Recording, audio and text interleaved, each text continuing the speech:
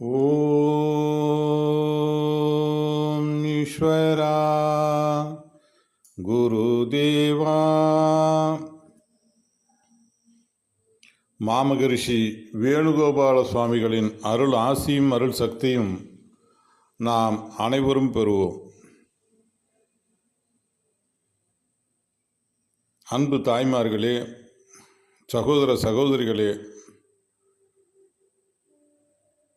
ஆன்றோர்களே, சான்றோர்களே,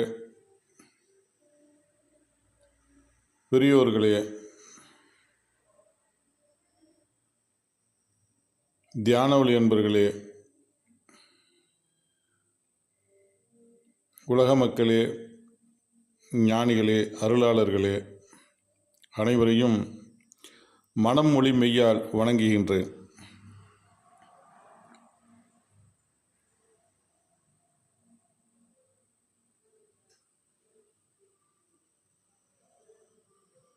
எல்லோரும்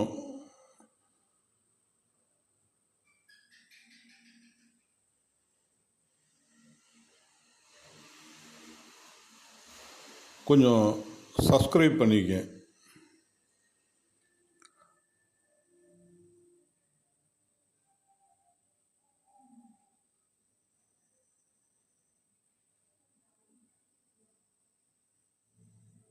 இன்று நாம் பார்க்க இருப்பது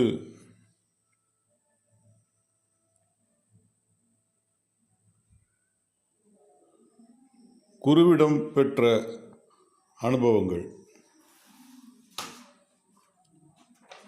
குருவிடம் பெற்ற அனுபவங்கள். ஞானகுரு அவர்கள் குருவிடம் பெற்ற அனுபவங்கள்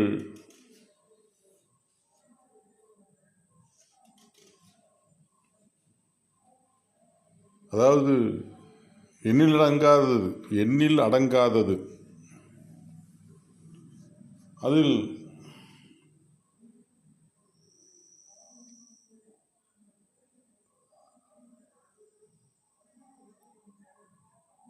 நமக்கு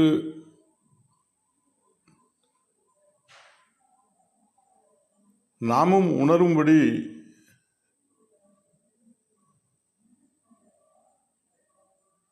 கொடுக்கப்பட்டதுதான் இந்த நிலைகள். ஆகவே என்ன சொல்றாங்கன்னு பார்ப்போம். மக்களின் வேதனைகளை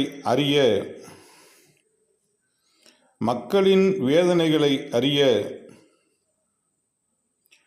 ஞானகுருவிற்கு வேதனைகளை கொடுத்தல். அதாவது எப்படின்னு கேட்டிங்கன்னா, ஒரு குருங்கிற நிலை எவ்வளோ பெரிய ஸ்தானம், எவ்வளோ பெரிய இடம், எவ்வளோ பெரிய நிலை என்பது அந்த குருஸ்தானத்தில் இருப்பவர்களுக்கு தான் தெரியும்.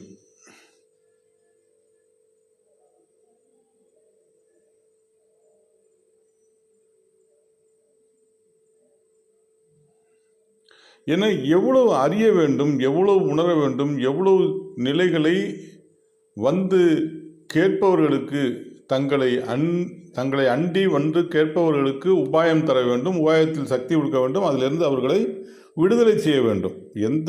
எந்த நிலையிலிருந்து வர்றாங்களோ அந்த நிலையிலிருந்து அவங்களை விடுதலை செய்து அவர்களை மேலான நிலைக்கு அழைத்து செல்ல வேண்டும், இல்லையா? அதுதான் இங்கே தலைப்பு கொடுக்கவில்லை. எப்படி கொடுக்குறாங்க? மக்களின் வேதனைகளை அறிய ஞானகுருவிற்கு வேதனைகளை கொடுத்தல். தலைப்பு அருமையாக இருக்கு.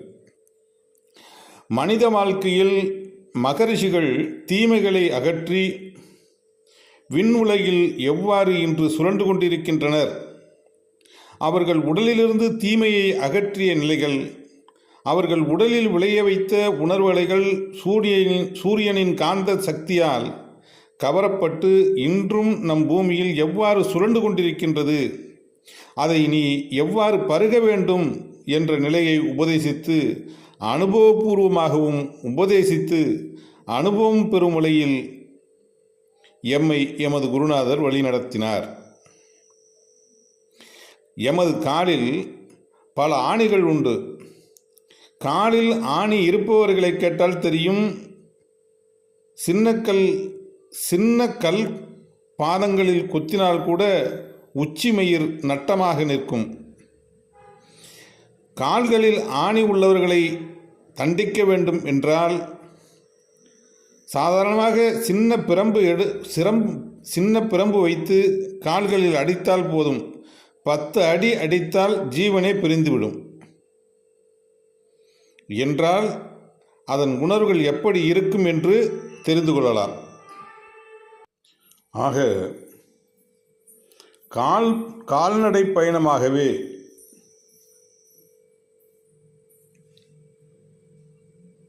உலகம் முழுவதும் நடக்க வைக்கின்றார். உலகம் முழுவதும்னா இந்தியா ஃபுல்லாக மேக்சிமம் நடந்திருக்கிறதா தெரியுது. சந்திரனுக்கெல்லாம் அழைச்சிட்டு போயிருக்காங்க சாமி சர்க்குரு. இப்போ இங்கே உள்ள நிலையை பார்ப்போம். கன்னியாகுமரியிலேருந்து காஷ்மீர் வரைக்கும் நடைப்பயணமாகவே எந்தெந்த இடத்துல முக்கியமான இடமோ அந்த இடத்துக்கெல்லாம் அழைச்சிட்டு போய் நடைப்பயணமாகவே வானவியல், புவியியல், உயிரியல் என்ற எல்லா தத்துவங்களையும் அங்கே கொடுக்குறாரு. அப்படி கொடுக்க உள்ள என்னன்னு கேட்டிங்கன்னா, காலில் செருப்பு போடக்கூடாது, வெறுங்காலில் நடக்கணும், கையில் காசு வச்சுக்கக்கூடாது. காசு வச்சுக்கலாம் தேவையான அளவுக்கு. அந்த பையிலை கொஞ்சம் சாப்பாட்டுக்கு ஏதாச்சும் ஆகாரம் இருக்கும். அங்கங்கே அவங்க சொல்கிற இலையை சாப்பிட்ணும். இந்த இடத்துக்கு போனீங்கன்னா இவர் சாப்பாடு வாங்கி கொடுப்பாரு, இந்த இடத்துக்கு போனால் இந்த நிலைகள் சாப்பாடு கிடைக்கும், இதை சாப்பிட்டுக்க, அதை இது பண்ணிக்க இப்படின்ட்டு இன்ஸ்ட்ரக்ஷன் கொடுத்துக்கிட்டே இருப்பாங்க சர்க்குரு. அப்போ அந்த காலில் என்னென்னா ஒரு 10 அடி அடித்தா ஜீவனே பிரிஞ்சிடும் அப்படிங்கிறாருன்னு சொல்லலான்னு சொன்னால் அவர் காலில் எப்படி ஆணி இருக்குங்கிறத பார்த்துக்கணும். இவ்வாறு எமது 2 கால்களிலும் 26 ஆணிகள் உண்டு. யாம் ஒரு காலடி எடுத்து வைக்க வேண்டுமென்றால் முள்ளில் கால் வைக்கிற மாதிரி இருக்கும். ஒவ்வொரு நிமிடத்திலும் இந்த வேதனைகள் தோன்றும். ஆனால் எம்மை செருப்பே போடக்கூடாது என்று குருதேவர் சொல்லிவிட்டார். செருப்பு போட்டால் உன் கஷ்டத்தை நீ உணர முடியாது. இப்படி எத்தனையோ பேர்கள் கஷ்டப்படுகிறார்கள். இந்த உணர்வுகள் எப்படி வேலை செய்கின்றது என்று நீ உணரவில்லை. இந்த உணர்வுகள் எப்படி வேலை செய்கின்றது என்று நீ உணரவில்லை என்றால் பிறருக்கு நீ உதவி செய்ய முடியாது. இதை நீக்கவும் முடியாது. உனக்குள் வேதனை எப்படி உருவாகின்றது? நீ சுவாசிக்கும் உணர்வுகள் உன் உடலுக்குள் என்ன செய்கின்றது? கால ஆணி வந்தவர்களின் கால் எப்படி முடக்கமாகின்றது? நன்றாக இருப்பார்கள். ஆணி வந்துவிட்டால் உடல் அப்படியே குறுகி கால்களெல்லாம் நலிந்த நிலைகள் ஆகும். அவர்கள் மனதும் மிகவும் வேதனைப்படும் உணர்வாக மாறும். வேதனைப்படும் உணர்வாக மாறும். அவர்கள் மனதும் மிகவும் வேதனைப்படும் உணர்வாக மாறும். இதை போன்ற நிலைகளை நீ அனுபவத்தில் அறிந்தால்தான் எப்படி மனிதர் எந்தெந்த நிலைகளில் தன்னை அறியாது வேதனைப்படுகின்றனரோ அந்த வேதனையின் உருவாக மாறிவிடுகின்றனர். அந்த அருள் ஞானிகள் காட்டிய அருள் வழிப்படி, அகத்தியர் காட்டிய அருள் வழிப்படி, வியாசக பகவான் காட்டிய அருள் நெறிப்படி, வான்மீகி காட்டிய அருள் நெறிப்படி, போகர் காட்டிய அருள் நெறிப்படி நாம் எதை எண்ண வேண்டும், எதை நாம் பருக வேண்டும், எதனை வலுவாக சேர்க்க வேண்டும், எதனை வினையாக சேர்க்க வேண்டும், அதை வினைக்கு நாயகனாக எவ்வாறு ஆக்க வேண்டும் என்ற நிலைகளில் என் கால்களில் ஆணி இருக்கின்ற வரையிலும் இப்படி நடக்கச் சொல்லி பல நிலைகளை செயல்படுத்தினார். இந்த அளவில் இது நிறைவாகுது. ஆக காலில்